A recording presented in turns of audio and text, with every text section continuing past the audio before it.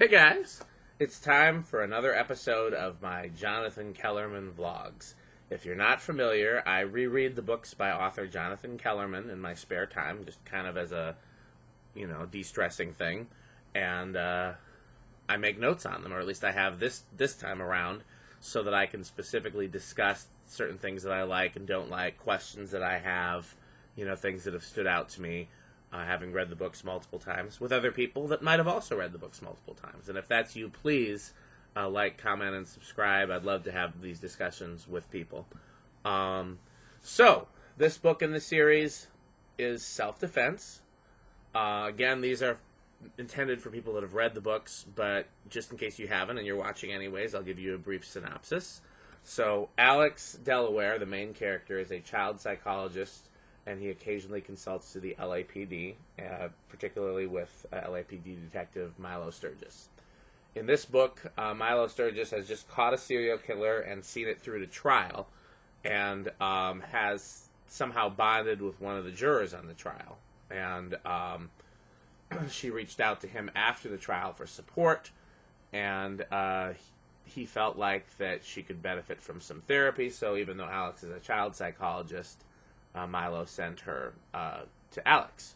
Her name is Lucy Lowell, and as Alex sees her in therapy, she keeps having a reoccurring dream about somebody being killed, and so they're trying to figure out, is this real, is this a fabrication, what actually happened, and turns out her father is a famous author, and there's just a bunch of other stuff that comes together, and in the end they find out what from the dream is real and what is not.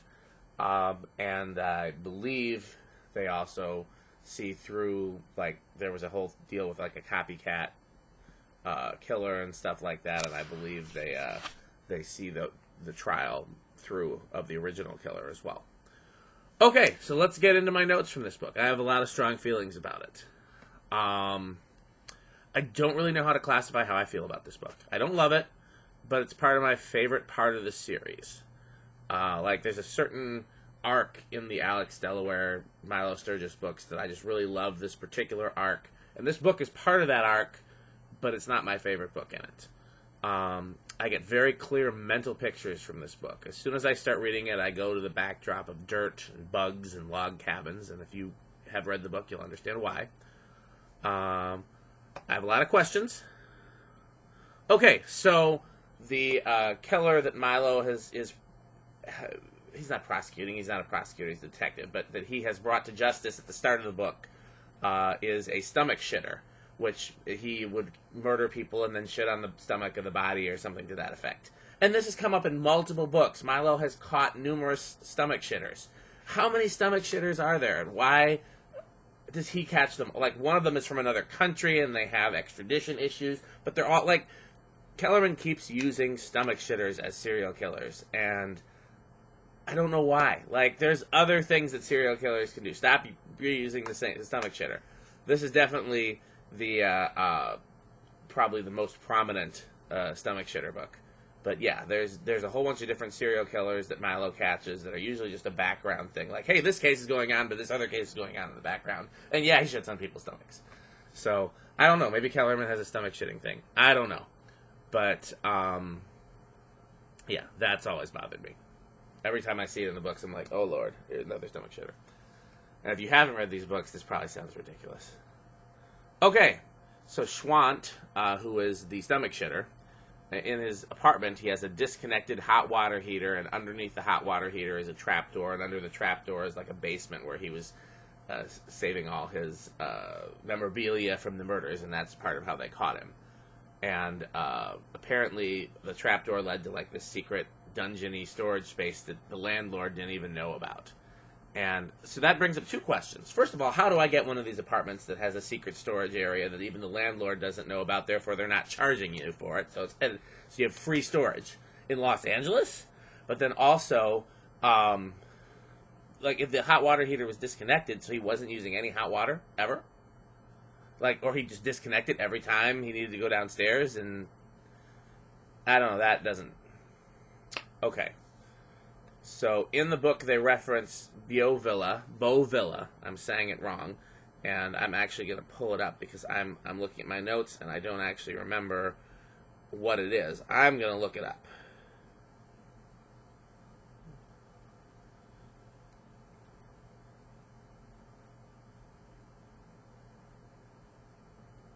It's a restaurant, yeah. So, is it a real place? And usually, before making these notes, I Google, but I'm going to Google it again, just since I went to the trouble of looking it up. Nope. Nope, Bovilla Glass Designs in Venice, California comes up. So it appears not to be a real restaurant. But I always wonder, because I want to, at some point, visit all the restaurants that are referenced in these books. So if it's not a real place, is it based on a real place? Okay, so remember I told you how Lucy's father was a famous author. His name in the book is Buck Lowell. And I wonder if he's based on a real famous author. Before making my notes, I researched a bunch of famous authors to see if I could find parallels and figure out who he might have been based on. I couldn't come up with anything. Lucy uses the phrase little ghetto kids. I think it's when she's talking about teaching or mentoring children or something like that. And it's cringy. It's kind of borderline prejudice. And it's not supposed to be. You know, Lucy is supposed to be a very empathetic character. So that definitely rubs me the wrong way. Okay, so Milo tells a backstory. Not really important, but he references a tonette. Tonette? I might be saying it. It's one of those words I've read but never seen out loud. And I know it to be like a flute, like a recorder. But it doesn't appear to be that in this context. So I wonder, in this context, what is it? Okay, there's another restaurant that appears in this book called the Sand Dollar. And it appears in multiple books going forward. And I believe that it is not a real place. I'm going to look it up again. I think I looked it up before. But I wonder if it's based on a real place. Let's look it up. Sand Dollar Beach is a real place. Restaurant.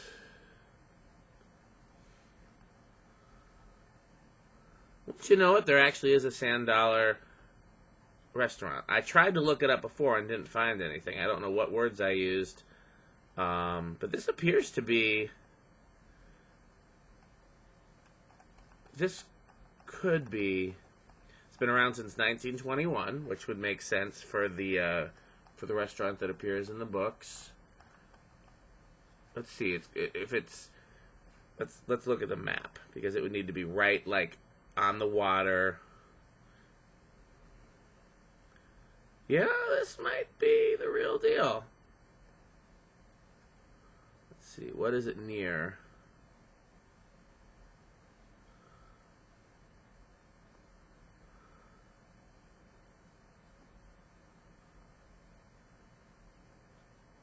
I'm looking to see where it is in relation to,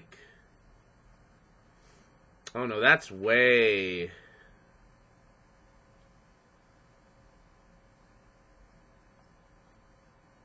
That's way north. I can't imagine it would be that far north if it was placed in the restaurant. This is up north of Oakland. And I don't see...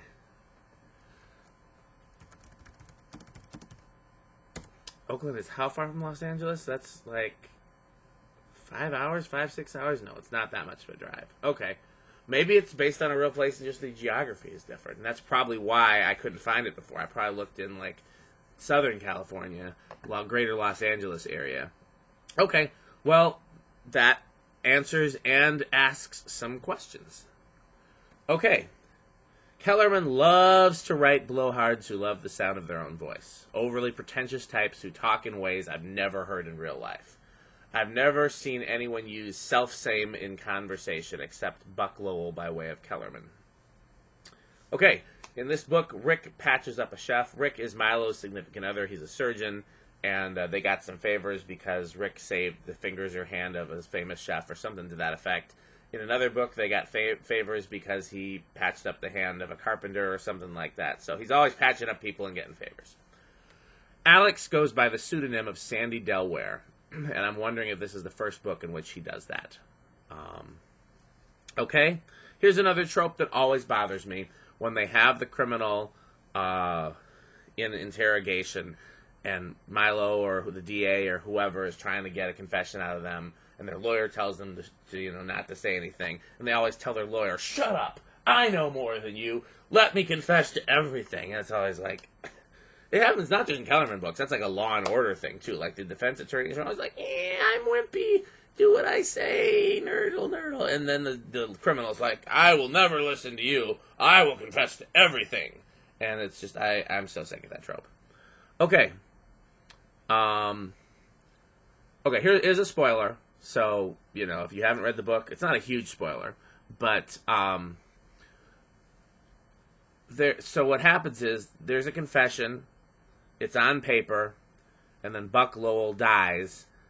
And apparently, that means that the whole confession is admissible, but the plea deal is not. And that doesn't make sense to me. I don't see how you can throw out one but not the other. On the final page of the book, Lucy says, "I guess I'll see you on the beach tomorrow." And I don't know what she's referring to. She's talking to Alex. When are they supposed to see each other on the beach? What's going on the beach? And then Alex replies, "I think I'll stick around for a while."